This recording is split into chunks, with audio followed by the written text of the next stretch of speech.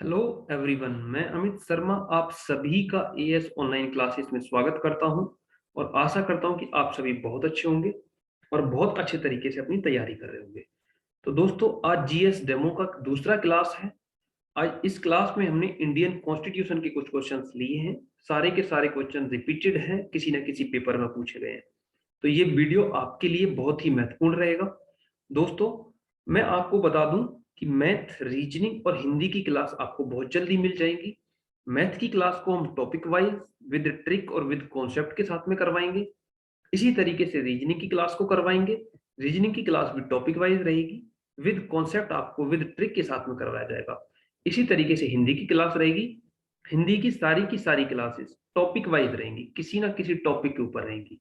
ठीक है दोस्तों, बढ़ते हैं आज की क्लास के सवाल नंबर 1 की तरफ। सवाल नंबर 1 आपकी स्क्रीन पे है, आप एक बार देखिएगा। सवाल नंबर 1, स्वतंत्र भारत की लोकसभा के प्रथम अध्यक्ष कौन थे? स्वतंत्र भारत की लोकसभा के प्रथम अध्यक्ष कौन थे? Option A Hukum Singh, option B Baliram Bhagat, option C GV Mavalankar, option D इनमें से कोई नहीं। ऑप्शन डी इनमें से कोई नहीं। सभी को, मुझे लगता है सभी को इस सवाल का आंसर पता होगा। Option C is the correct answer, GV Mavalankar. आप एक बार सभी के सभी कमेंट करके बताएंगे। जिन मेरे साथियों को आंसर आता है वो एक बार कमेंट करके बता दो, और जिन मेरे साथियों को नहीं है पता वो एक बार इस चीज को नोट कर लो। बढ़ते हैं आज की क्लास के सवाल नंबर 2 की तरफ। सवाल नंबर 2 ये रहा आपकी स्क्रीन पे। भारत की संसद के दोनों सदन की अध्यक्षता कौन करता है? संसद के दोनों सदन की अध्यक्षता कौन करता है? जो हमारे संसद है उसकी अध्यक्षता, उसके दोनों सदन की अध्यक्षता पूछा गया कौन करता है। ऑप्शन ए राष्ट्रपति, ऑप्शन बी प्रधानमंत्री, ऑप्शन सी लोकसभा अध्यक्ष और ऑप्शन डी इनमें से कोई नहीं। तो मेरे दोस्तों, आप सभी का आंसर ऑप्शन सी होना चाहिए, लोकसभा का अध्यक्ष दोनों सदन की अध्यक्षता करता है। दोनों सदन की अध्यक्षता कौन करता है? लोकसभा का अध्यक्ष। बढ़ते हैं आज की क्लास के अगले सवाल की तरफ। भारत की संसद की दोनों सदन की संयुक्त बैठक कौन बुलाता है? बैठक को कौन बुलाता है? ऑप्शन ए राष्ट्रपति, ऑप्शन बी प्रधानमंत्री, ऑप्शन सी लोकसभा अध्यक्ष, ऑप्शन डी इनमें से कोई नहीं। तो बुलाने का काम कौन करता है? राष्ट्रपति, लेकिन इसकी अध्यक्षता कौन करता है? लोकसभा का अध्यक्ष। तो इसके लिए आपका option A is the correct answer, राष्ट्रपति संयुक्त बैठक को बुलाता है। सवाल नंबर 3 का ऑप्शन ए एकदम सही जवाब रहेगा दोस्तों। बढ़ते हैं अगले सवाल की तरफ। सवाल नंबर 4, राज्यसभा की बैठक का सभापति कौन होता है? राज्यसभा की बैठक का सभापति कौन होता है? ऑप्शन ए उपराष्ट्रपति, ऑप्शन बी प्रधानमंत्री, ऑप्शन सी लोकसभा अध्यक्ष और ऑप्शन डी इनमें से कोई नहीं। ये सवाल बहुत बार पेपर के अंदर में आया है, आप सभी को इसका आंसर आना चाहिए। जिन जिन मेरे साथियों को इस सवाल का जवाब पता है वो एक बार कमेंट करके बता दें, और जिनको पता नहीं है मैं उनके लिए बता देता हूं। राज्यसभा की जो बैठक होती है उसका सभापति कौन होता है? हमारा उपराष्ट्रपति। उपराष्ट्रपति होता है। इस टाइम पे भारत के उपराष्ट्रपति कौन है, ये आप मुझे कमेंट करके बताएंगे। मैं आपके जवाब का कमेंट सेक्शन में इंतजार करूंगा। मैं देखना चाहूंगा कि कितने बच्चों को ये पता है कि भारत के इस टाइम पे, प्रेजेंट टाइम पे उपराष्ट्रपति कौन है। ठीक है दोस्तों, बढ़ते हैं आज की क्लास के अगले सवाल की तरफ। आज की क्लास का अगला सवाल रहेगा सवाल नंबर 5। सवाल नंबर 5 है आपकी स्क्रीन पे। संविधान के किस संशोधन द्वारा मतदान की आयु 21 वर्ष से घटाकर 18 वर्ष की गई? मतदान की आयु को किस वर्ष घटाकर 21 से 18 वर्ष किया गया? वो संशोधन कौन सा है? वो संशोधन पूछा गया है कि संविधान के किस संशोधन द्वारा मतदान की आयु 21 वर्ष से घटाकर 18 वर्ष की गई। ऑप्शन ए 60वां संशोधन, ऑप्शन बी 61वां संशोधन, ऑप्शन सी 69वां संशोधन, ऑप्शन डी इनमें से कोई नहीं। ऑप्शन डी इनमें से कोई नहीं। आप सभी को सवाल नंबर 5 का जवाब आना चाहिए। अगर नहीं आता है तो एक बार देख लीजिएगा। Option B is the correct answer, 61वां संशोधन एकदम सही जवाब रहेगा, ऑप्शन बी। लेकिन किस वर्ष 61वां संशोधन किया गया, ये बहुत महत्वपूर्ण है, ये आपको पता होना चाहिए। ये कई बार पेपर में पूछ लिया जाता है कि 61वां संशोधन किस वर्ष किया गया। तो आप सभी को पता होना चाहिए 61वां संशोधन कब किया गया, कब किया गया। आप सभी मुझे कमेंट करके बताएंगे 61वां संशोधन कब किया गया। जिन मेरे दोस्तों को पता नहीं है उनके लिए मैं बता देता हूं। 1989 में 61वां संशोधन किया गया, जिसमें 21 वर्ष से घटाकर आयु को 18 वर्ष कर दिया गया। बढ़ते हैं अगले सवाल की तरफ, सवाल नंबर 6। भारत में आजादी के बाद पहला आम चुनाव कब हुआ? आजादी के बाद पहला आम चुनाव कब हुआ?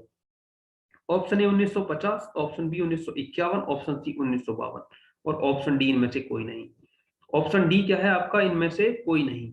आप सभी को पता होना चाहिए कि आजादी के बाद में पहला आम चुनाव कब हुआ। ऑप्शन सी आपका एकदम सही जवाब रहेगा, 1952। 1952 इज द करेक्ट आंसर। बढ़ते हैं आज की क्लास के अगले सवाल की तरफ, सवाल नंबर 7 आपकी स्क्रीन पे है। भारत के प्रथम वायसराय कौन थे?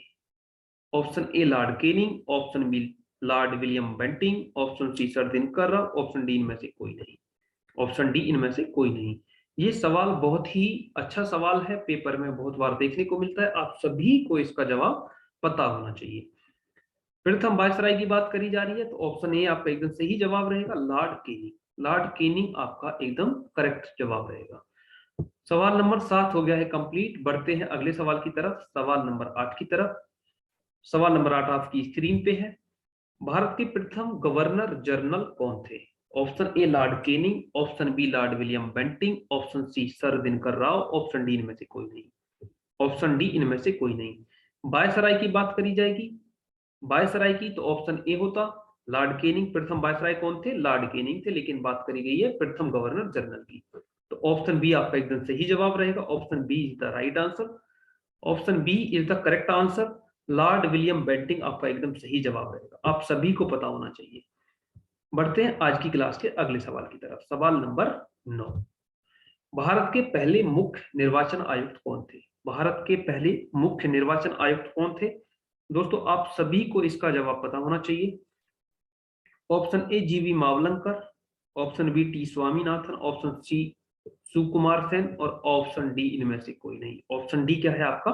इनमें से कोई नहीं। आप सभी इस सवाल का जवाब मुझे कमेंट में करके बताएंगे, मैं आप सभी का कमेंट सेक्शन में इंतजार करूंगा।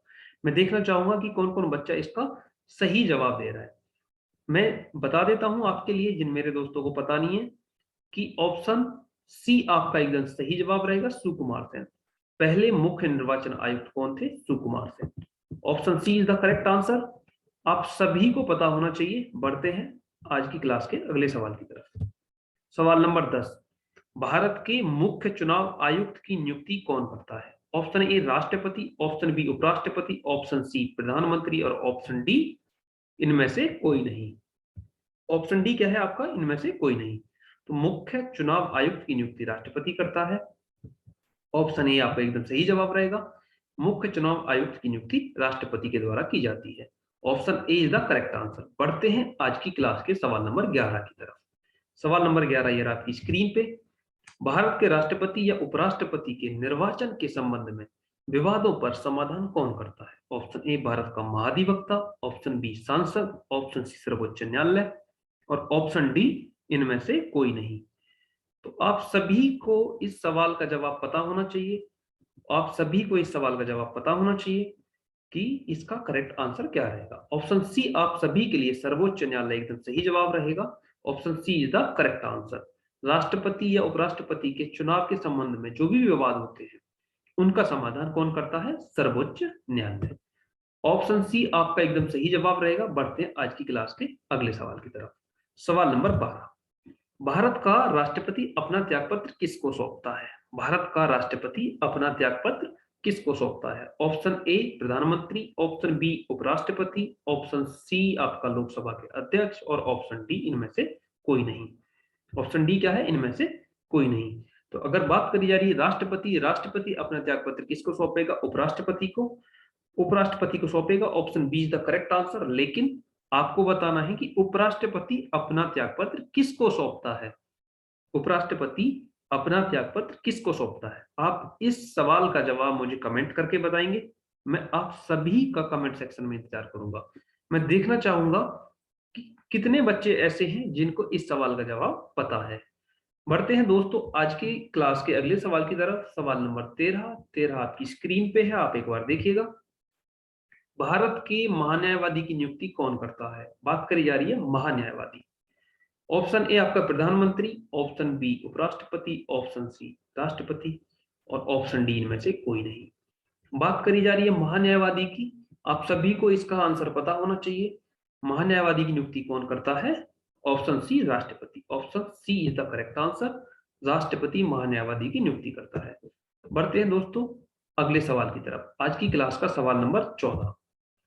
सवाल नंबर 14 क्या कह रहा है? भारत के राष्ट्रपति पर महाभियोग चलाया जा सकता है, किसके द्वारा? ऑप्शन ए केंद्रीय मंत्रिमंडल, ऑप्शन बी सांसद, ऑप्शन सी उच्चतम न्यायालय के द्वारा और ऑप्शन डी इनमें से कोई नहीं। तो दोस्तों ये बहुत ही अच्छा सवाल है। अगर कहा जाए कि आज की क्लास का सबसे दमदार सवाल, तो ये एकदम दमदार सवाल है, क्योंकि पेपर में सबसे ज्यादा बार ये सवाल पूछा गया है। आप सभी को इसका जवाब पता होना चाहिए। ऑप्शन बी इसके लिए एकदम सही जवाब रहेगा। Option B is the right answer. सांसद के द्वारा राष्ट्रपति पर महाभियोग चलाया जा सकता है। सांसद का कोई भी सदन, सांसद के दोनों सदन में से कोई सा भी सदन राष्ट्रपति पर महाभियोग चला सकता है, लेकिन उसके लिए उसे 14 दिन पहले राष्ट्रपति को सूचित करना पड़ेगा। उससे पहले क्या करना पड़ेगा? 14 दिन पहले राष्ट्रपति को सूचित करना पड़ेगा। और महाभियोग की जो प्रक्रिया है ये किस देश के संविधान से ली गई है, इसका जवाब मुझे आप कमेंट सेक्शन में देंगे कि महाभियोग की प्रक्रिया किस देश के संविधान से ली गई है। आप सभी का कमेंट सेक्शन में मैं इंतजार करूंगा और देखूंगा कि कौन कौन बच्चा है जो ये जानता है कि महाभियोग की प्रक्रिया किस देश से ली गई है। बढ़ते हैं आज की क्लास के अगले सवाल की तरफ, सवाल नंबर 15 की तरफ। सवाल नंबर 15 आपकी स्क्रीन पे आप एक बार देख लीजिएगा। लोकसभा में किसी विधेयक को धन विधेयक के रूप में कौन प्रमाणित करता है?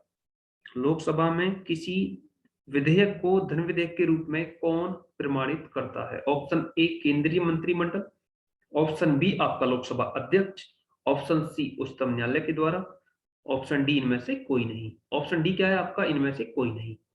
कोई विधेयक धन विधेयक है या नहीं है, इसको प्रमाणित कौन करता है? लोकसभा का अध्यक्ष। ऑप्शन बी आपका एकदम सही जवाब रहेगा।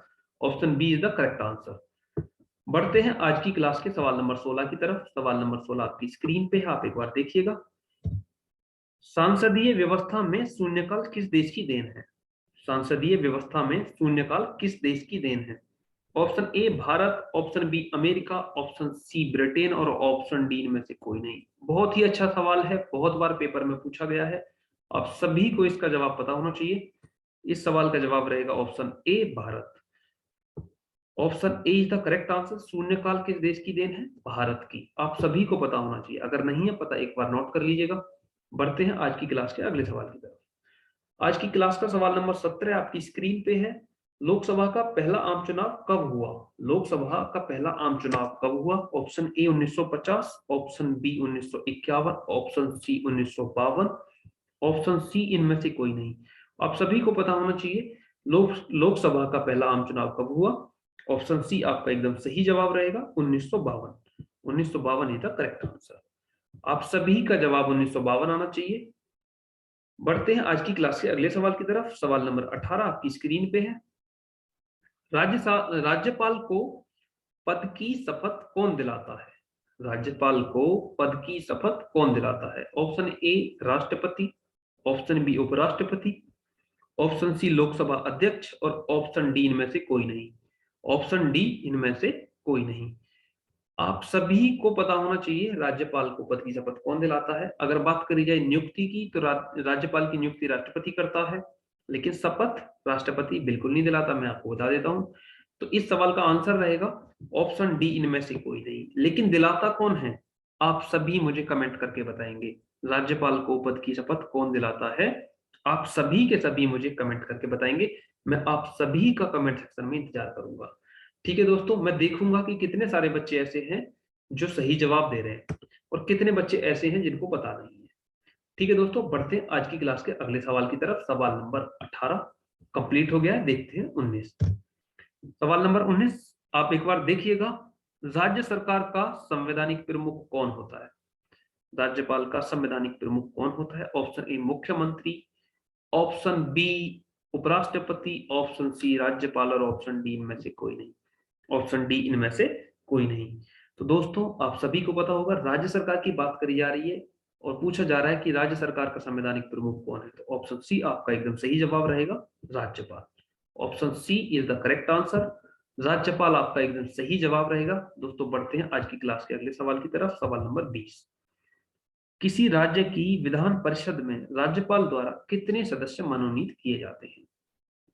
विधान परिषद में राज्यपाल द्वारा, किसी राज्य की विधान परिषद में राज्यपाल के द्वारा कितने सदस्य मनोनीत किए जाते हैं? ऑप्शन ए सदस्यों का कुल सदस्यों का 1/10, ऑप्शन बी कुल सदस्यों का 1/7 और ऑप्शन डी कुल सदस्यों का 1/6 और ऑप्शन डी क्या है आपका? इनमें से कोई नहीं। आप इस सवाल का जवाब थोड़ा सा शांति से दीजिएगा, क्योंकि इस सवाल में बहुत ज्यादा कंफ्यूजन होता है। बहुत सारे बच्चे 1/10 लगाते हैं और बहुत सारे बच्चे 1/6 लगाते हैं। अगर बात करी जा रही है राज्य की कि राज्य में राज्यपाल के द्वारा कितने सदस्य मनोनीत किए जा रहे हैं, तो आपका जवाब एकदम ऑप्शन सी आना चाहिए, कुल सदस्यों का 1/6। Option C is the correct answer. राज्यपाल कुल सदस्यों का 1/6 सदस्य मनोनीत करता है। आपको एकदम पता होना चाहिए, आपको बिल्कुल कंफ्यूज नहीं होना है। बढ़ते हैं दोस्तों अगले सवाल की तरफ, सवाल नंबर 21 की तरफ। सवाल नंबर 21 आपकी स्क्रीन पे है। जिन विषयों पर केंद्र व राज्य सरकार दोनों कानून बना सकते हैं उल्लेखित है, किस में उल्लेखित है वो ये बताना है। ऑप्शन ए संघ सूची में, ऑप्शन बी राज्य सूची में, ऑप्शन सी समवर्ती सूची में और ऑप्शन डी इनमें से कोई नहीं। ऑप्शन डी क्या कह रहा है? इनमें से कोई नहीं। आप सभी को पता होना चाहिए जिसमें केंद्र और राज्य दोनों मिलकर के कानून बनाते हैं और वो किस में आते हैं? समवर्ती सूची में। ऑप्शन सी आपका एकदम करेक्ट जवाब रहेगा। Option C is the correct answer. बढ़ते हैं आज की क्लास के अगले सवाल की तरफ, सवाल नंबर 22 की तरफ। उच्चतम न्यायालय के न्यायाधीशों का वेतन निर्धारण कौन करता है? उच्चतम न्यायालय के न्यायाधीशों का वेतन निर्धारण कौन करता है? ऑप्शन ए आपका वित्त आयोग द्वारा, ऑप्शन बी आपका विधि आयोग के द्वारा, ऑप्शन सी आपका सांसद के द्वारा, ऑप्शन डी इनमें से कोई नहीं। ऑप्शन डी इनमें से कोई नहीं। दोस्तों आप सभी को पता होना चाहिए उच्चतम न्यायालय के जितने भी न्यायाधीश होते हैं उनका वेतन सांसद के द्वारा निर्धारित किया जाता है। वेतन का निर्धारण सांसद द्वारा किया जाता है। Option C is the correct answer. बढ़ते हैं आज की क्लास के अगले सवाल की तरफ। बढ़ते हैं दोस्तों आज की क्लास के अगले सवाल की तरफ। सवाल नंबर 23। लोकसभा में कोरम गणपूर्ति पूरा करने के लिए कम से कम कितने सदस्यों की जरूरत होती है? कम से कम कितने सदस्यों की जरूरत होती है? ऑप्शन ए कुल सदस्यों का 1/10, ऑप्शन बी कुल सदस्यों का 1/20, ऑप्शन सी कुल सदस्यों का 1/6, ऑप्शन डी इनमें से कोई नहीं। तो दोस्तों आप सभी को पता होना चाहिए ऑप्शन कौन सा इसमें सही रहेगा, आप मुझे एक बार कमेंट करके बताएंगे। आप सभी को पता होना चाहिए कोरम गणपूर्ति की बात करी जा रही है लोकसभा में कोरम गणपूर्ति की बात करी जा रही है, तो कितना होना चाहिए? ऑप्शन ए कुल सदस्यों का 1/10। Option A is the correct answer. कुल सदस्यों का 1/10 सदस्यों की जरूरत होती है। सवाल नंबर 23 हो गया है कंप्लीट। बढ़ते हैं सवाल नंबर 24 की तरफ। सवाल नंबर 24 आपकी स्क्रीन पे है। भाषा के आधार पर राज्यों का पुनर्गठन किस वर्ष किया गया? भाषा के आधार पर राज्यों का पुनर्गठन किस वर्ष किया गया? ऑप्शन ए आपका 1950, option B 1956, option C 1952, option C इनमें से कोई नहीं। ऑप्शन सी क्या है? इनमें से कोई नहीं। तो आप सभी को पता होना चाहिए कि भाषा के आधार पर राज्यों का पुनर्गठन 1956 में हुआ था। 1956 में हुआ था। Option B is the correct answer. Option B आपका एकदम सही जवाब है, आप सभी को पता होना चाहिए। बढ़ते हैं आज की क्लास के अगले सवाल की तरफ। आज की क्लास के अगले सवाल की तरफ दोस्तों आज की क्लास का ये आखिरी सवाल है। आज की क्लास का ये आखिरी और अंतिम सवाल है। आप एक बार देखिएगा। डॉक्टर BR अम्बेडकर का संविधान सभा में निर्वाचन कहां से हुआ? डॉक्टर भीमराव अंबेडकर का संविधान सभा में निर्वाचन कहां से हुआ? तो दोस्तों ऑप्शन ए है आपका पश्चिम बंगाल, ऑप्शन बी आपका पंजाब, ऑप्शन सी आपका मुंबई प्रेसिडेंसी, ऑप्शन डी आपका इनमें से कोई नहीं। ऑप्शन डी क्या है आपका? इनमें से कोई नहीं। तो दोस्तों आप सभी को इसका जवाब पता होगा। Option A Paschim Bangal, option A is the correct answer. Doctor Bhimrao Ambedkar का संविधान सभा में निर्वाचन पश्चिम बंगाल से हुआ था।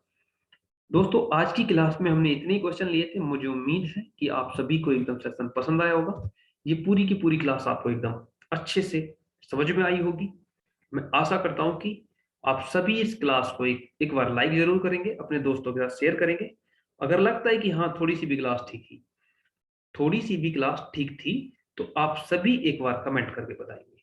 दोस्तों मैं आपको बता दूं, मैथ की क्लास आपको बहुत जल्दी मिल जाएगी। मैथ की क्लास आपको बहुत जल्दी एएस ऑनलाइन क्लासेस पे टॉपिक वाइज मिल जाएगी। इस क्लास को विद ट्रिक के साथ में, विद कॉन्सेप्ट के साथ में करवाया जाएगा। अगर बात करी जाए रीजनिंग की, तो रीजनिंग की क्लास भी आपको बहुत अच्छे तरीके से टॉपिक वाइज कवर करवाई जाएगी। सारे के सारे कॉन्सेप्ट क्लियर करवाए जाएंगे, विद ट्रिक के साथ में आपको पढ़ाया जाएगा। अगर बात करी जाए हिंदी की, तो हिंदी की क्लास भी आपको एकदम टॉपिक वाइज मिलेगी, बहुत अच्छे कॉन्सेप्ट के साथ में हिंदी भी पढ़ाई जाएगी। तो हिंदी क्लास आपको बहुत जल्द मिल जाएगी। बात करी जाए जीके और जीएस की, तो जीके और जीएस का आपको डेमो मिल ही रहा है, आप एक बार देख ही रहे हैं कि डेमो, ये एक डेमो क्लास है। जब टॉपिक वाइज एकदम फैक्चुअल क्लास चलेगी, फैक्चुअल क्लास में आपको एकदम बहुत अच्छे से समझ में आएगा। हम एक एक टॉपिक आपको कवर करा के देंगे। आपके एग्जाम से पहले यूपी पुलिस का जो पेपर होना है, उससे पहले हम आपको पूरा सिलेबस करा के देंगे। जीएस और जीके के एक एक टॉपिक को बहुत अच्छे से क्लियर करवाया जाएगा। दोस्तों मैं उम्मीद करता हूं कि आपको दी गई सारी जानकारी समझ आ गई होगी। दोस्तों एक बार मैं फिर से बता दूं आपको, अगर आपने अभी तक हमारा एएस ऑनलाइन क्लासेस सब्सक्राइब नहीं करा है तो प्लीज एक बार चैनल को सब्सक्राइब कर दो। अगर अभी तक आपने हमारी वीडियो को लाइक नहीं करा है तो एक बार वीडियो को भी लाइक कर दो, अपने दोस्तों के साथ में शेयर कर दो। तो ठीक है दोस्तों, आज की क्लास में इतना ही। मैं उम्मीद करता हूं कि आपको क्लास पसंद आई होगी। मिलते हैं नेक्स्ट क्लास में। आज के लिए इतना ही। थैंक यू दोस्तों। जय हिंद, जय भारत। मिलते हैं अगली क्लास में।